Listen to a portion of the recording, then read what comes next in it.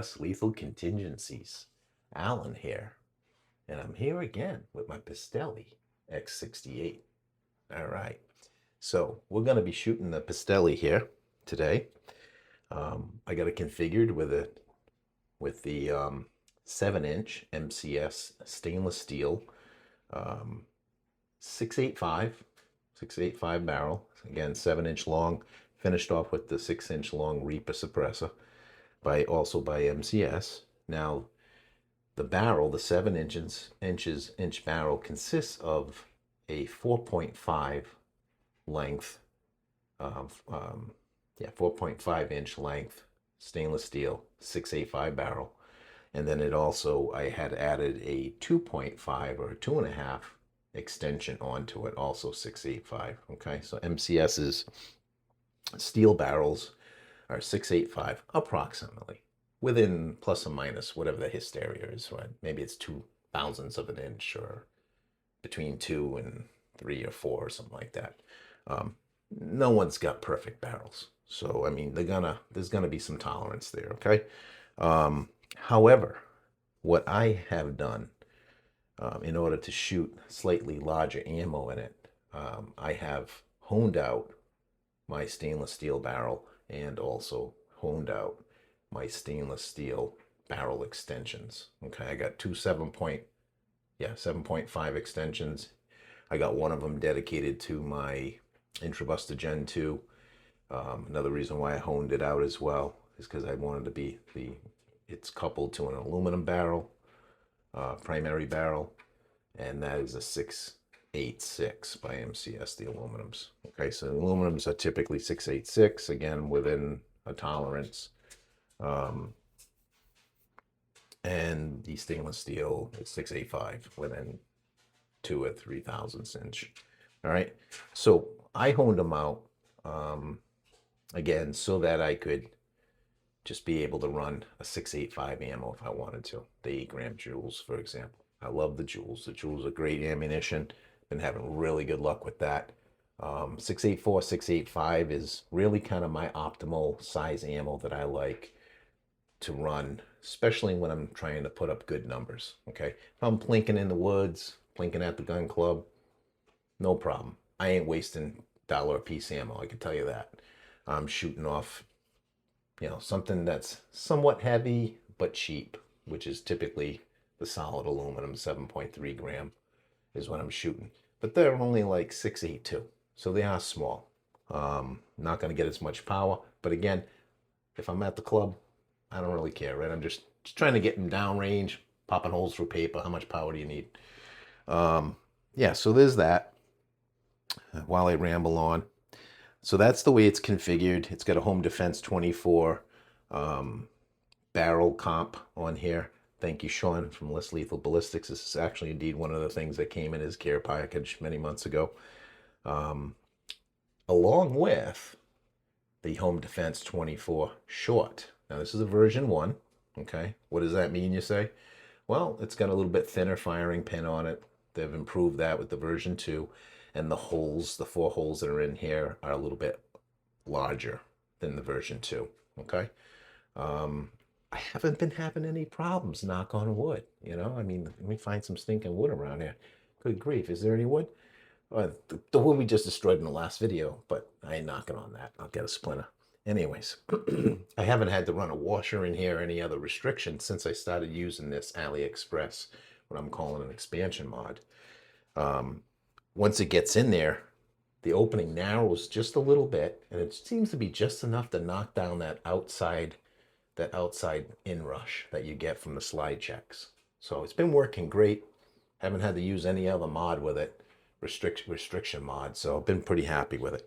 But anyways, what we're going to do here today is a few other things that I'm doing with this gun. I am running a spacer air plenum, aka Birdcage cage. I am running in this gun the one that I modified. Okay, all right, so just so that you know, I did reinstall that because I was seeing a little bit of a bump, and on CO2 I was seeing some consistency gains as well on CO2. So I put that back in there. I'm running the factory 60 millimeter spring, 1.6 millimeter wire size, 22 OD. Is that 22? Yeah, 22 OD spring in here. However, I do want to test this one that I received from one of my buddies, one of the friends of the channel here, from Barry. It's softer than my 50 millimeter tuning spring that I sourced through Ali. It's a little, it looks like the coils are a little bit, well, the coil spacing's different. I forget now if they were bigger or smaller. I think they were smaller. It is a 1.8 wire size, 50 millimeter long, just like the tuning spring that I had been using that I got from Ali. Both are 1.8, but this one here, I can compress that fully pretty easy without too much trouble. But I'm going to give it a try anyways. We'll shoot a couple rounds through this one. I'm also breaking in or testing that O-ring that you probably saw me changing out when I did that O-ring video the other day. So it's going to be the first time that I'm using the orange colored AliExpress polyurethane inner birdcage O-ring, that 13 millimeter by 1.5 millimeter cross section, that one there. Okay, this is a really soft spring, so I'm not, sure if it's going to be any better, but we'll find out. First, I'm going to get a couple numbers. We'll do a couple shots with the factory spring, 60 millimeter, 1.6 wire size spring, just to give us some comparison. And then, so we'll be using the 10 gram Joules from Air Tactical. Again, my go-to is going to always be something that that's a bore match for me. Okay. So a lot of guys say, "Oh, why aren't you shooting this ammo anymore? Why aren't you shooting this?" Well, I may have used it a couple times and showcased it, but if it's too small, if it's smaller than 684, you're not going to see me rocking that ammo too much. I may initially do a review on it. Like I love those cranberries, ACIL. I mean, there's some solid stuff. I'll probably end up shooting them again at some point. They are rugged ammo, but they're small. They're small for my barrel, and I'm not going to go out and spend $200 on a 683, 682 barrel, to shoot $25 worth of ammo. So, so that's the reason why I have a lot of other less lethal ballistics ammo too that I have also showcased. And I'm not saying you're not going to see that ammo again. It might show up in the in the HDR, the TR-68. It may show up in some other markers. It may even show up in these same markers that I tend to reconfigure a lot and like to shoot because they're awesome, right? The Pistelle X-68 is awesome. I mean, how can you complain?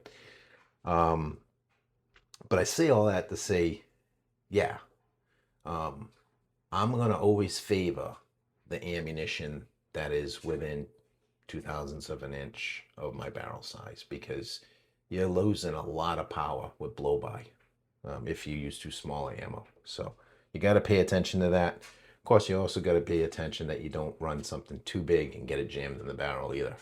Okay, because that's a serious concern. So always make sure your ammunition will fit down your barrel.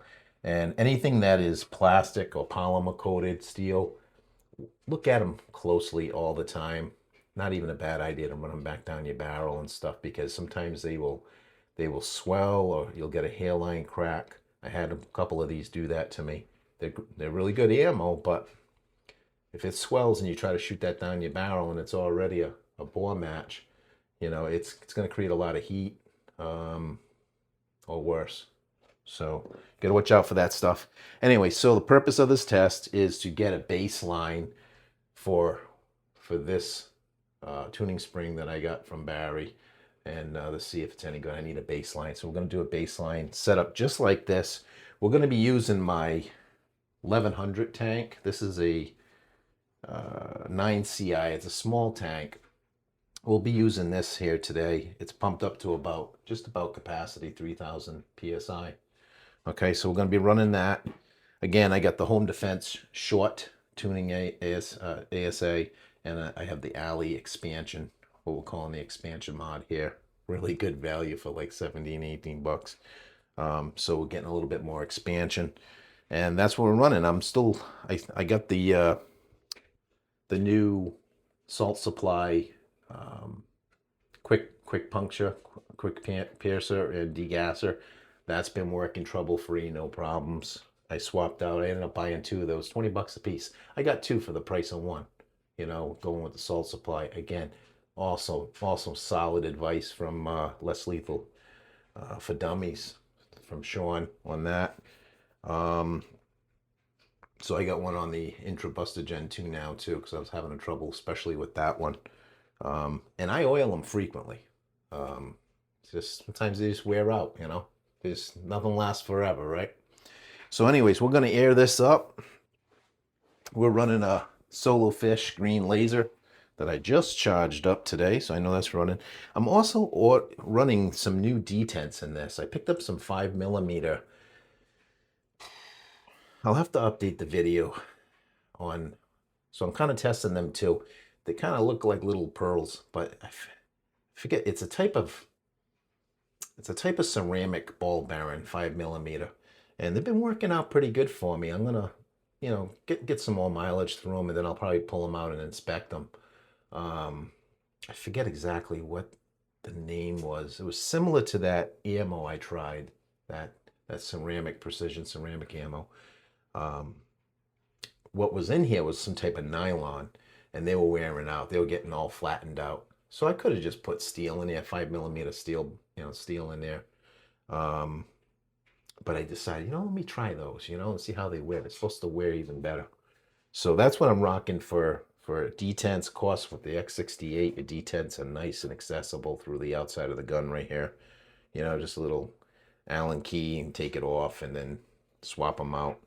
So, yeah, I'm running that. I got the modified spacer that I modified, not the one that you can get from Home Defense 24. It's one I figured I had an extra one kicking around. I wanted to modify it, see if it would work for me. So I got that in there. What else is there to mention? I think that's it. Yeah, so I'm going to run 1100, a strong 1100. It's more like 1125, at least the first couple of shots will probably be. Yeah, we're going to run this through with 6.84 ammunition, 10 gram Joules, and we'll be using my ADN Paintball 18 round X18 drum mag. Okay, we'll be using that. And I think I'm just going to start off just shooting maybe 4 to 6 rounds for now, just to get a baseline on the factory spring with everything else, the way the marker's set up right now or configured. I think that's what I'm going to do. So let's air it up. And everything airs up fine. I did air it up in that new O-ring, inner O-ring, Birdcage O-ring was leak free. So I'm going to assume it still is. So we'll see how it runs under pressure. That's another reason why I wanted to amp up the pressure on this to 1100 as well, because I wanted to see if that O-ring's going to hold up. I added up on 800 and it was fine, but I want to see how it's going to work with a little bit, slightly more power, more pressure. All right. Did I put oil in this? You know what? I don't know if I did. Let me take this back off. I'm going to put a little bit of couple drops of silicone in here. A couple drops of the Super Lube. Yeah, a couple drops of Super Lube. Just a few. 2, 3. Just a few drops. Keep those O-rings lubricated. Of course, I did put some pretty good Super Lube, the thicker stuff for O-rings. I did get it all over those O-rings when I reassembled it. So they should be okay. But we'll lubricate it anyways. Come on. Sometimes it's tricky getting these things started. All right. Alrighty.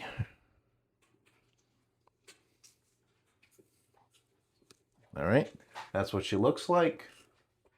Okay. All right. Not that you haven't seen this configuration before. I mean, I've been rocking this for a while, so. All right, let's air it up. And then I will definitely going to be putting some air protection on. So let's see here. Unloaded. Let's air it up.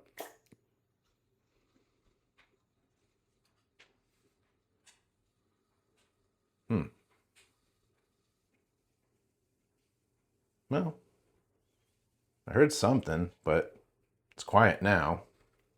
Hopefully that's not a sign of a problem I'm going to have with it. It's quiet now, so we'll see how it goes. All right. We shall see.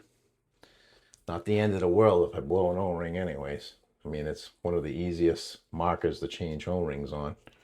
Is this one, the Intrabuster Gen 2 and the BP50, all the same type of bolt and valve design.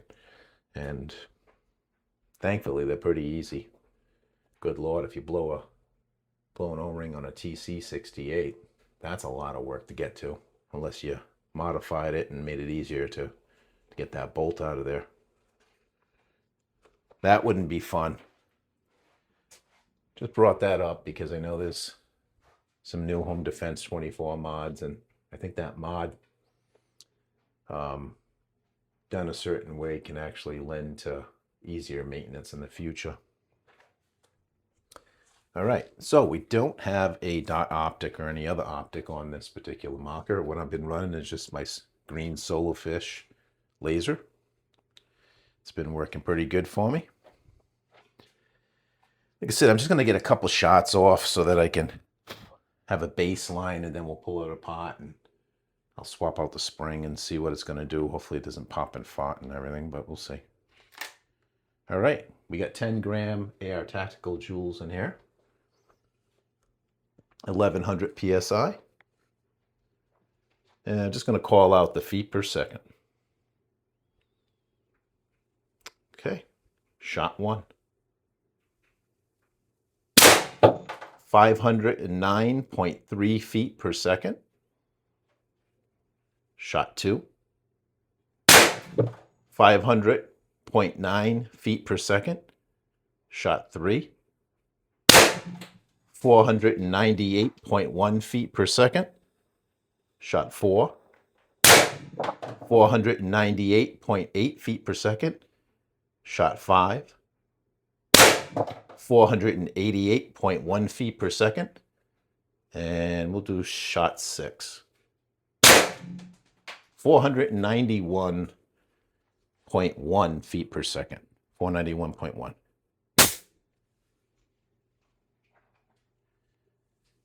Nice. Real nice shooting. Some wicked power. Now that was like I said, that was my 1100 tank, but it's really kind of on the high side. It's about 1125. The last time I put a gauge on it, thing's freaking rocking. You know, 500 feet per second, 10 gram ammo. Smoking. Yeah. I got anything else in there? Can't tell. I had 1 or 2 rounds come flying back at me. Those things were screwing. Scooby-Dooing they were. All right. This thing's still holding up pretty nice. That AliExpress expansion mod, thing's rocking. I don't know if this is the first time I used my strong 1100, my 1125 on this with the expansion. I feel like it might be. It might have been just a 1050 tank I had been using before. We used a lot of air. Holy cow. We got about 1,000 PSI left. 1,000 PSI. So this is probably now, I'm going to have to pump this back up. We'll do this in pot. This will be pot 1, guys. Okay, and we'll come back. I'll swap out the spring. I'll put Barry's 50 millimeter Ali spring for tuning, and we'll run a separate video for that, okay? All right, so I'll have the Joules updated in the video by the time you watch this. And thanks for watching. Again, hey, like the video, guys. And if you haven't subscribed, go ahead, subscribe for more less lethal content. Peace out. Stay tuned for part 2.